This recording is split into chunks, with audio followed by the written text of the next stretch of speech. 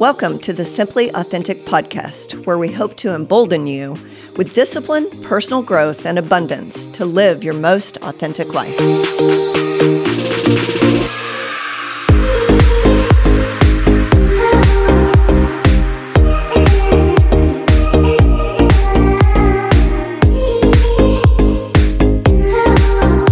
Welcome back to the Simply Authentic podcast. I'm Tanya Murfin. And I'm Angie Mullings. And we've been talking about our pillars to success. Yes. That's what we've had. Our very first pillar was about customer experience. Our second one was about time management and being organized. Correct. And today we're going to tackle our third pillar of peak performance, which is communication. Now, communication is this big, broad topic. It is. And we may get to a point today that we are going to stop and carry this over into a second episode. Yep. We're going to kind of feel that out as we go along. We don't want to overwhelm you with a ton of information all in one. We'd rather kind of break that up and make sure you get the most out of what we're talking about. But, there's lots of ways that we communicate, right? We communicate personally, we communicate professionally. In our brokerages, we have a couple of different subjects of who we communicate to, our agents. So we're communicating this internal message in terms of culture and how we're going to treat clients and that kind of thing. And then we have this external communication to our clients, and our agents are representatives of that. And so we need to make sure we're training them and making sure that we're communicating effectively, because if we're just talking at you and we're not listening, that's active communication. When you're talking back to us, that's part of the communication process. And so, and I think a lot of times we tend to talk and not listen, and that's what communication truly is. So we're going to get into some different types of communication and get some examples of those. So, Yes. Some things that come to mind for me, Angie, in having a brokerage and having to be kind of the HR piece of that, along with the just being a broker and the hat that we wear to just be the broker and answer questions and problem solve and stuff. Right. Is that what you said about listening is so true, and I would add to that transparency. So if you and I prepare a meeting for our offices and we are just talking at them and not maybe listening to their feedback during that discussion, whatever the topic is, because probably like your office, you want them to take something away with value each time you have a meeting. Otherwise, you're wasting their time. Right. And your time, our time. Exactly. And guess what's going to happen?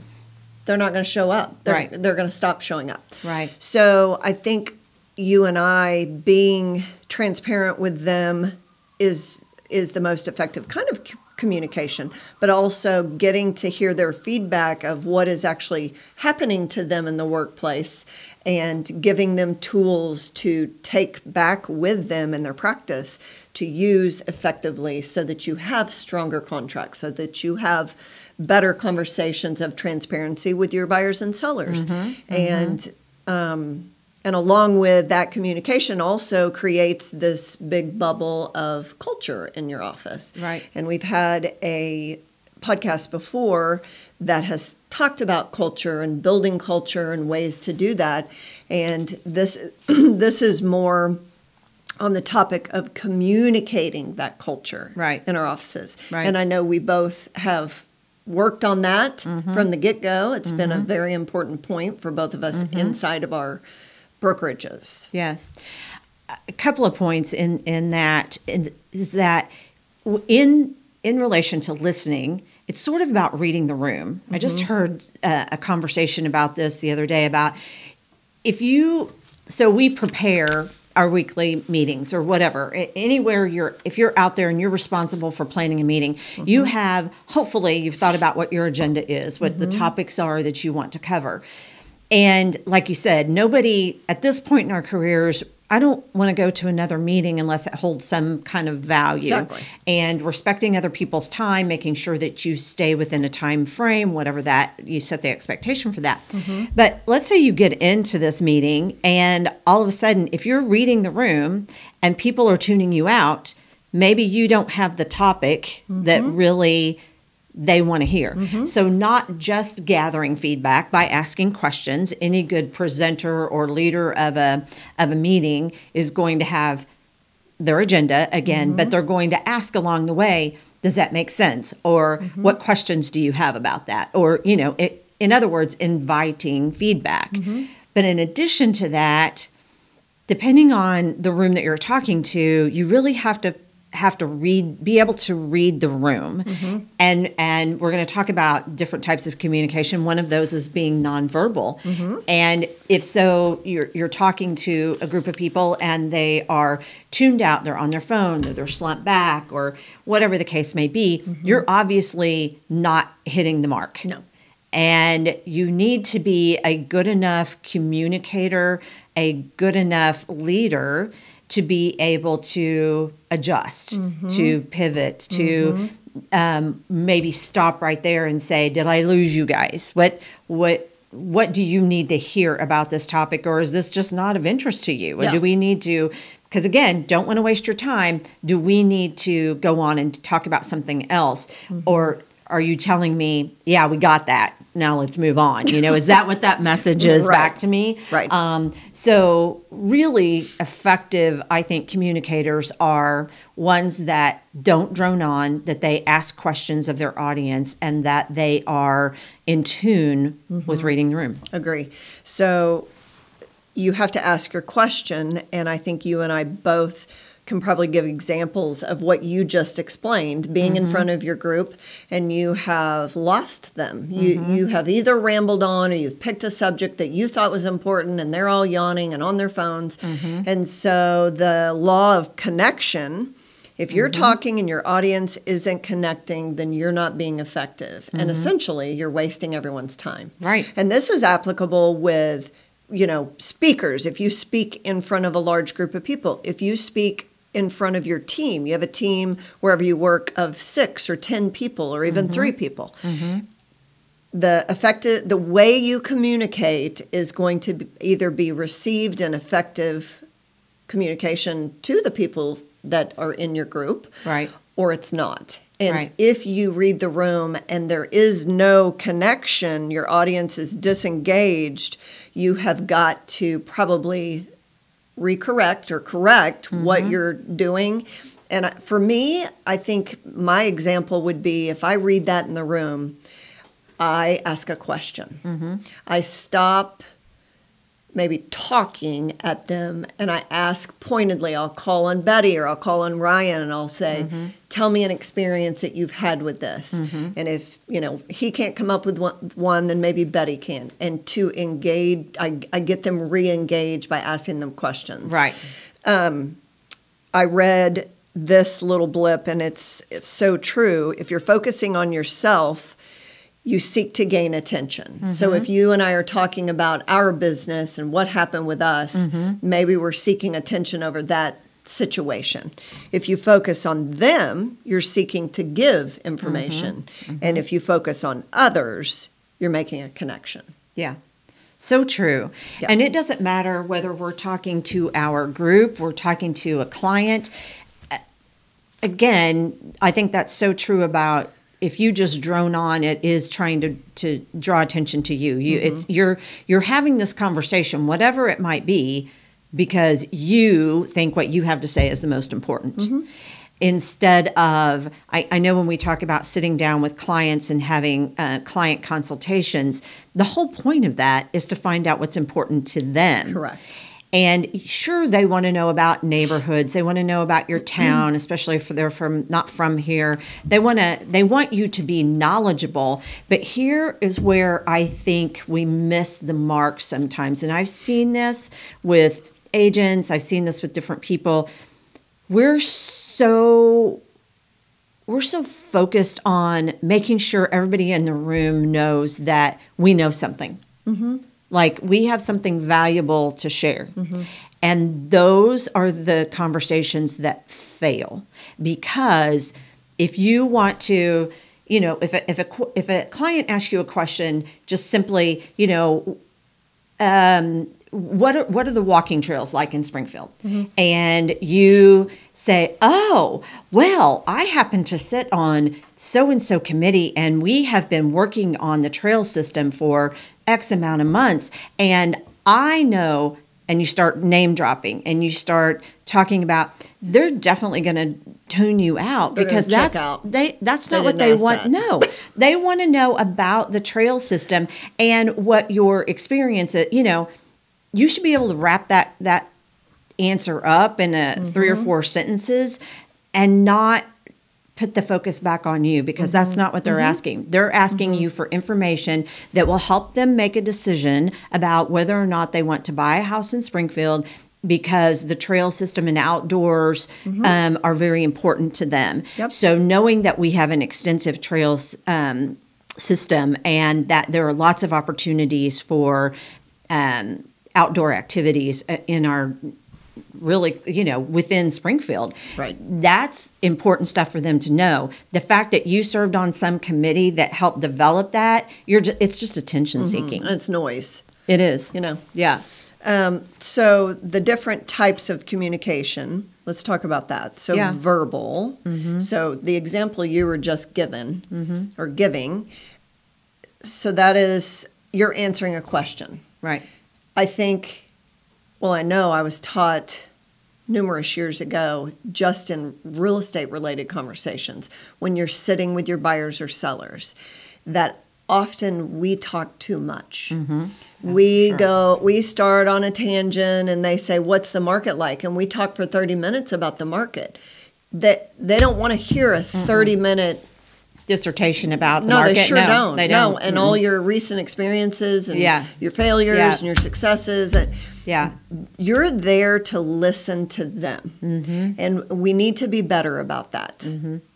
Listening is key when you're meeting with someone to buy or sell, and being able to know your facts. So when you're asked a pointed question about price, we need to be ready for that above all things, to know what we would price it at, and you better be strong and confident in your answer, right? Right.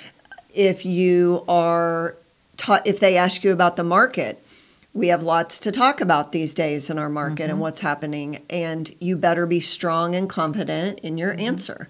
And I think that what I've learned over the years with competing listings for myself, and also trying to teach my own agents how to compete better on listings, is that their confidence is going to be how they carry themselves, how they sit in a chair, how they answer questions. We've been taught to mirror your clients. So if your clients are sitting up at the table like this, you better be sitting like that. You better not be sitting back like this. Right. Because that is a strong and confident person coming at you that is business. This is business.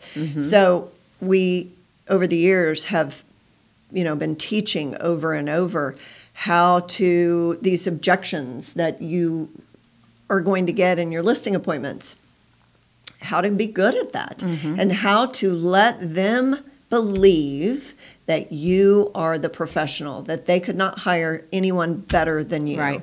And you and I have lost listing appointments, and we've won listing appointments before. And I know that a lot of that confidence comes with communication. Sure. And being able to communicate effectively, verbally, because a lot of that communication is going to be verbal for us, right? Right. Yeah, and that comes with confidence and being taught. And to that point, for all of you leaders out there that and us as brokers, some of that, when you're talking to, let's say that you've got an employee, for us, an agent that is struggling, and you think, okay, it's my job to help them with whatever they're struggling with. And I think sometimes we make assumptions about what they're struggling with. Sure. And rather than go at them with, I've noticed that your sales are down. And then going into a tirade about, I think you should be doing this, and I think you should be doing that, and I think you should, you need to expand your prospects. You need to start, generating some calls. You need to do some pop buys. If we're going at it like we have all the answers without asking them And what listening. the problem is, then we're missing the mark. We think we're being a great leader because we're giving them tools to help them, but maybe they're already employing those tools. Maybe it's a problem at home. Yes. Or maybe it is something bigger that they're dealing with. So I think it's a better approach when coaching and counseling your staff, your agents, whatever it might be, is you bring them in, you set up a time to talk to them so you're both coming to the table prepared. I also, on this point, don't think it's fair to just pull somebody aside and say, I notice your sales aren't down and you're not, your sales are down and here, maybe you need to do this and maybe you do. You set a time and you say, and you set the intention. Right. So that they know that when they come in, your intention is, hopefully the people who work for you or work with you know your heart. They know that you're trying your best to help them. And they're going to hopefully come prepared to that meeting with you're going to come prepared as the leader with some tools you think might help them. But first you've got to understand what it is that is causing this disruption in their production level or whatever it might be, or they've missed several meetings. Okay, why have they missed several meetings? Maybe that's just a phone call, because I think there's something to be said with in what environment you communicate as well. So, different people need different things. Exactly. And if you say, hey, Tanya, I need you to come into my office. We need to have a conversation. What is that? How does that make you feel? Fear. Yeah. Is the first thing that comes to mind for me. I've suddenly, I want to say, well, why? What's wrong? Yeah, exactly. Yeah. What's going to happen? And then you've created perhaps more pressure on somebody who was already feeling pressure. Right. Whereas if you say, hey, I thought maybe we could sit down and talk. It's been a couple of months since we talked, and I thought maybe you'd like some time to sit down and we can kind of work through, maybe you say, I think it's okay to say your production's a little off. Is there anything I can do to help? Let's just sit down and have a conversation and talk about that. And then they're prepared for what, you're not going to spring something surprising on them. Yeah. You're actually setting the stage for the conversation you're going to have, and you're there to help and make suggestion. But when they get in the room, you can't assume that you know what the problem is. I think we spend a lot of our lives assuming that we know what's going on with people, why they're, why they seem to be non-productive now, why they stay at home more than come to the office more, why they're maybe disengaged with some friends that they used to be very engaged with. I think it's this is for everybody. You need to stop and listen and maybe take a cue of, hey, let's go grab a bite to eat. You want to go have lunch? You want to go have coffee? Because if you really care about this person, you're going to want to hear what they have to say before you start thinking, well, they've just gotten lazy. Something major must be going on. They could have a health issue. That is not maybe major, but like IBS. Yeah. I give that example because I've suffered from that at different points in my life because of stress. And it might have kept me home longer in the mornings because I couldn't leave the house. Something that simple. Although that's a random example. Yes, thank you. But it's true. Like, I might not be able to meet you at 9:30 if I've got IBS, Angie, because I got to have longer time at home. Anyway, a little humor there. So let's go to nonverbal communication. So nonverbal, what are all the things involved in that? Your tone, your tone of your text, your tone of your voice when you pick up the phone and you call somebody, your body language, your hand movements, your eye contact or your lack of eye contact, right? Consider your audience and make sure that you, if you're going to have a hard conversation, that you're checking your body for how it's going to come across if you're in person. And you and I have both heard when someone picks up the phone and is smiling, you can hear it on the other side. Absolutely. Or when they pick up the phone and they're like, ugh, I don't want to talk to this person. Hello. Your tone is going to come across differently. Right. And those nonverbal cues, so let's use, for example, you call me into your office and you say, hey, Tanya, can you come in here about 10:30? I have something I want to talk to you about. No explanation, no reason. I think your tone is a little cranky. I come in and I might sit across from you and immediately cross my arms. Right. So that verbal or nonverbal cue is that I'm pissed already, or I'm apprehensive already, or I'm anxious already, and you haven't even started. You might say, hey, I want to plan the Christmas party and you're a great party planner. Can you help me? It might be something completely unrelated to anything, that I think you're being the boss over me about. Yeah.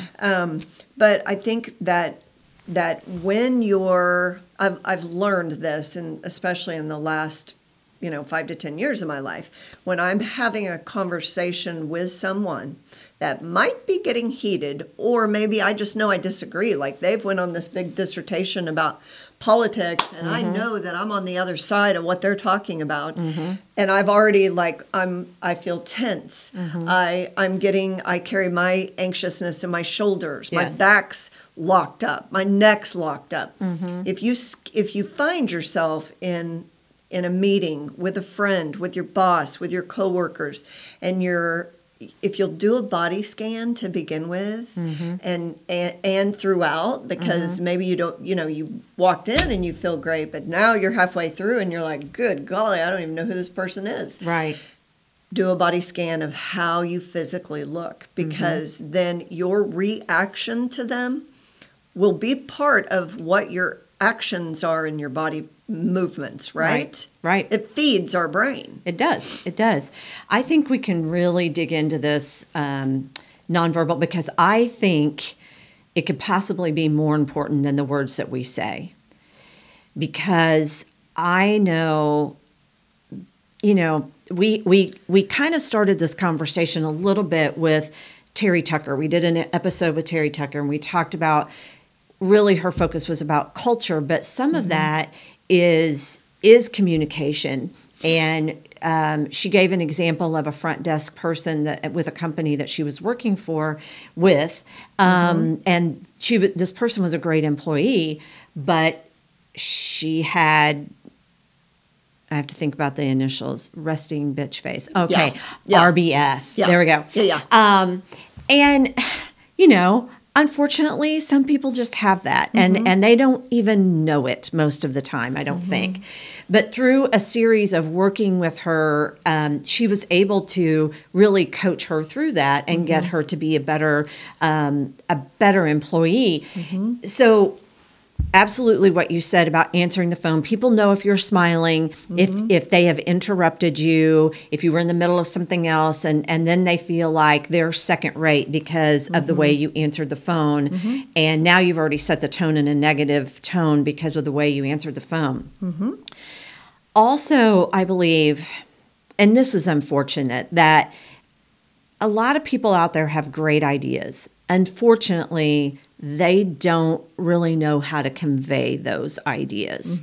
Again, if you are somebody who feels like you are second rate in the room or second rate in the conversation, and you're not being taken seriously, I think the compulsion is to try to spout how much you do know. Well, again, back to I served on this committee, or I, whatever. And so you're overcompensating for, and the point is not about, it's not about you, it's about getting something done, something accomplished. And if you've got a great idea, but all you can talk about is yourself and where you served and what you've done, and it's all about you, people are tuning you out. And then on top of that, if your facial expressions are resting bitch face, or, just you look like you're angry and you've come to the table against a bunch of opponents instead of people that you might be able to rally around you to help you achieve some particular goal.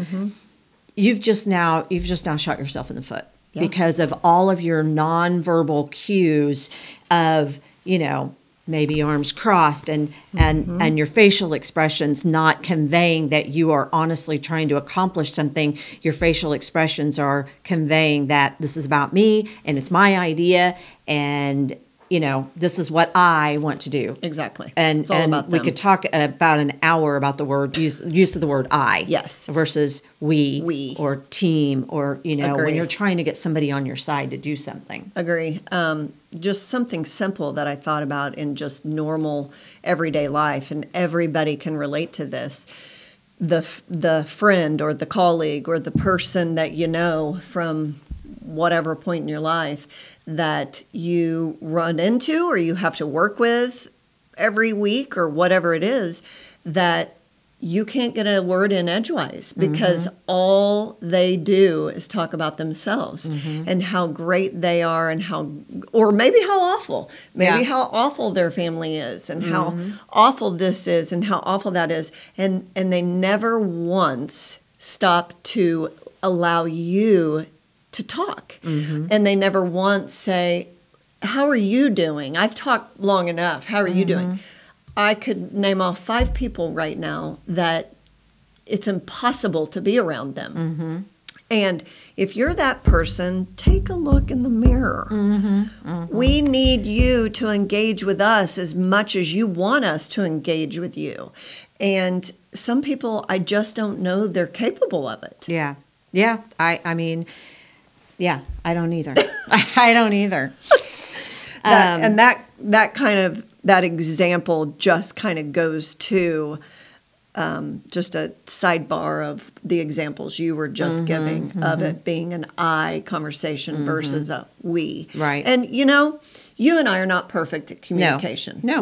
Nobody is. We are professionals, but we have lots to learn. Right. And certainly the older I get, the more I learn about how I failed in communicating with people over the years. And I feel like I'm so much better than I used to be, but I have bad days and I have off weeks, and that things just don't go as smoothly maybe. And maybe I was too curt about that answer, or maybe I didn't give them enough of my attention, or maybe I didn't ask about their family, so. Yeah. We're all capable. Oh, yeah, and we all make mistakes, and we're not going to be perfect at communication. But to the point about it being about me and I in a nonverbal way, you can tell the way that someone carries themselves if they are looking for a fight, if they are about me. It's all about me and what I know. You can, those nonverbal cues, and I guarantee you that most people who have a really difficult time with this, unless somebody's brought it to their attention, they have no idea. Nope. They don't know. Yep. But you can obviously tell when somebody's itching for a fight, or they come in knowing they're going to probably need to defend their position, or that not everybody's in the room is going to be on their side. So instead of coming in open with open posture and not having your arms crossed and checking your face, am I, put some smile on your face, right? That will help, and letting people understand that you are open for dialogue. Yes. Because that's a lot of what we could, again, this could be a whole other episode, but that's a lot of what's going on in our country today, that we are not open to communication, and we come in with our ideas or our thoughts, or we alone, for whatever race or nationality or sexual orientation, we are the superior, that we shut people down. Yeah. And we can't have that important dialogue. So I don't think you can put enough emphasis on nonverbal communication. I think it's something that we all really need to take a look at, and I think we need to be more honest with each other. And especially if if we were to walk into a room and I could tell right away that let's say we were trying to get somebody to be on the podcast, and I can tell when you walk in the room that you've had a rough day and you're already going to be, probably don't have time to be here. And, I think it's my responsibility to say, Tanya, just take a breath. Just take a breath. Just calm down. It's going to be okay. Are you talking about today? I feel like you are. I feel like you're calling me out. I'm not calling you out, but I think you would want me to do that. I think when you're in a room with people that you're supposed to trust, that we ought to have the open type of communication where we help one another. Exactly. If I come in with RBF, then I would want you to tell me that. And that's just how that's how we all get better. And bringing things to, and if you're open and willing to learn, that's not going to hit you wrong, right? It's not going to, because somebody has recognized that you're having a rough day, or you're just not being yourself, or you've got this great idea and you've tried over and over and over to communicate it and you're failing. Hopefully you have somebody in the room that's on your side that would be willing to say, and you have to be open to that. You cannot take it as an insult, because if someone comes to you in all honesty and they have a good heart, they're trying to help you. So I think we all just have to take a breath and be open to someone we trust, someone we know, trying to help us be better. Agree. Because I would appreciate that. Agree. I agree with that. Something I read along with the nonverbal communication part of this is to notice how your emotions feel physically. And you have to stop and think about that for a minute. So when you're having an emotional reaction to whatever the conversation is, notice how you're physically holding yourself. So are you energized? Are you bored? Are you happy? Are you frustrated? Are your shoulders hunched? Are your arms crossed? And identify where you feel that in your body. So it's always between my shoulders and in my neck when I get stressed and when I don't agree with what you're saying. Or maybe you're stressing me out by what you're talking about, and I'm starting to get anxious about what's going on with your day or whatever, that we use body language alongside our verbal for the follow-up questions. So you and I are big hand talkers. You can hear my watch hitting the table here as I hand talk. We know each other well enough that we're probably going to notice the defeated shoulders or the arms crossed, pissed off look or the RBF face and say, okay, what's up? What's going on? And most things we would just blurt out and say, I'm having a really bad day, or whatever it is, and you can take a breath and let's give it 10 minutes and whatever. So I think we along with our verbal and then our nonverbal communication, a lot can happen in a situation with both of those things that aren't intentional, and we just have to try to be better. We do. And with every conversation, there's some kind of intent, right? You want to try to accomplish something. You want to try to, maybe you're trying to win somebody over. You're trying to sell a product or sell yourself or whatever. You can make or break that conversation in the first 30 seconds. Just again, by what you said, coming in, hunched over, or,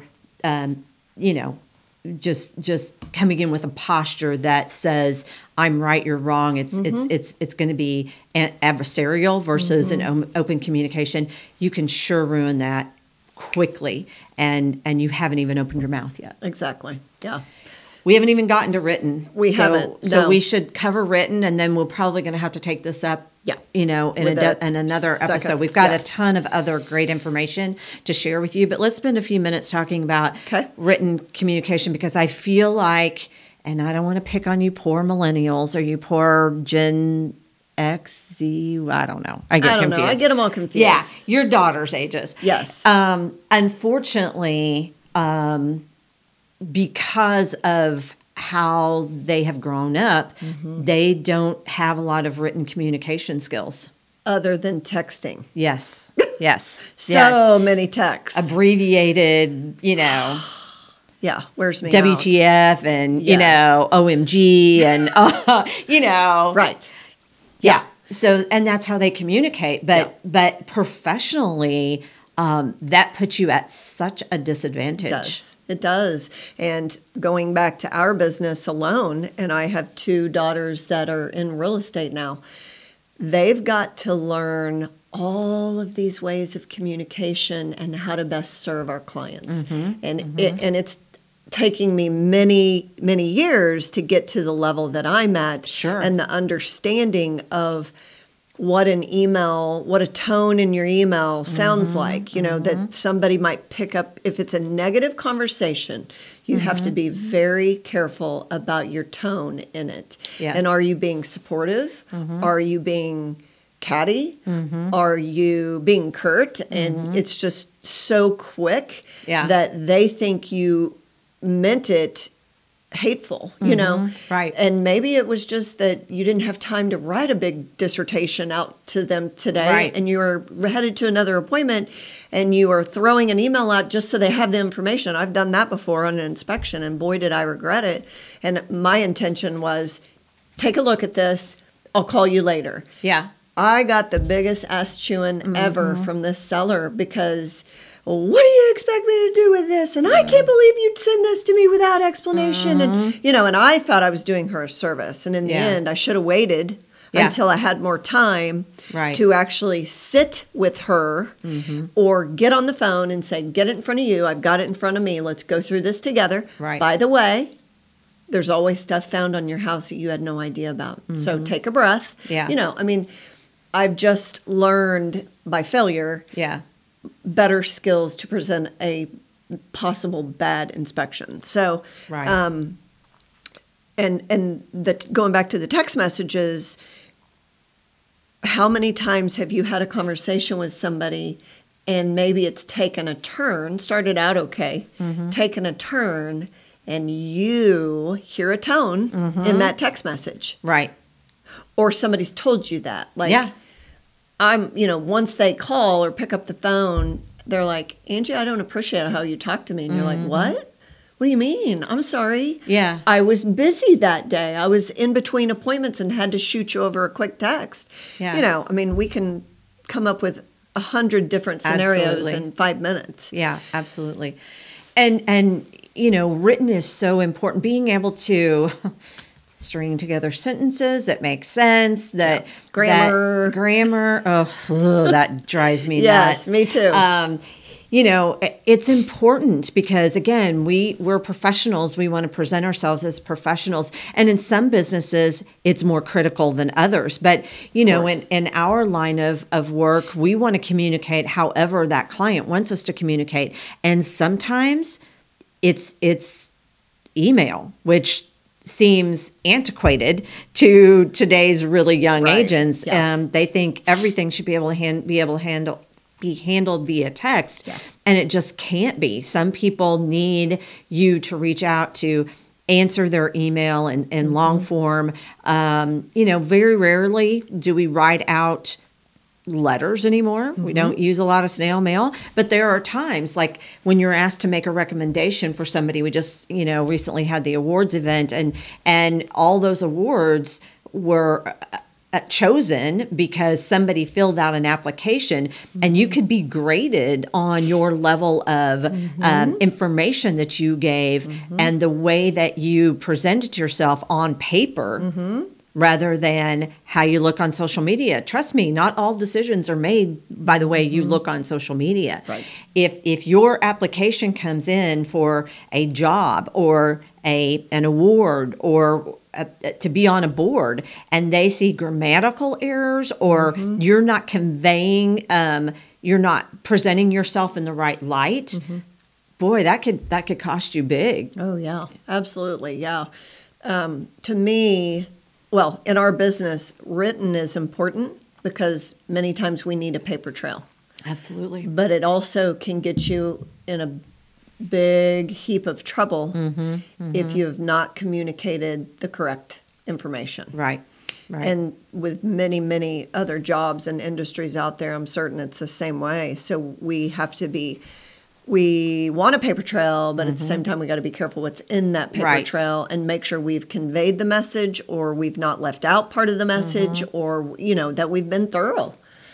I can't tell you how many times I have had an agent come to me with an issue, and I said, how did you answer that? Do we have that in writing? And no, it was, you know, we had a phone call, whatever. I'll say, you need to follow that up with a text message or an email, something, so that we have a paper trail of how that all went down. Yes. And again, if you don't get the facts right, that could lead to a big legal mess. Yeah, it can.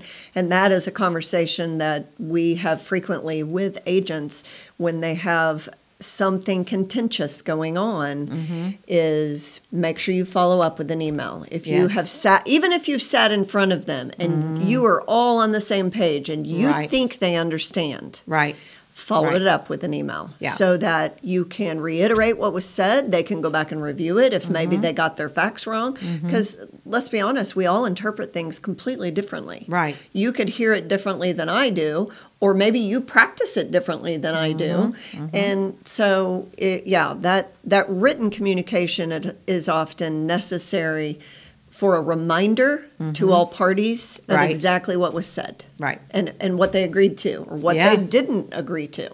Absolutely. Yeah. Yeah. Well, like I said, I think we will wrap that here, because, again, we have so much that we could talk about in terms of communication.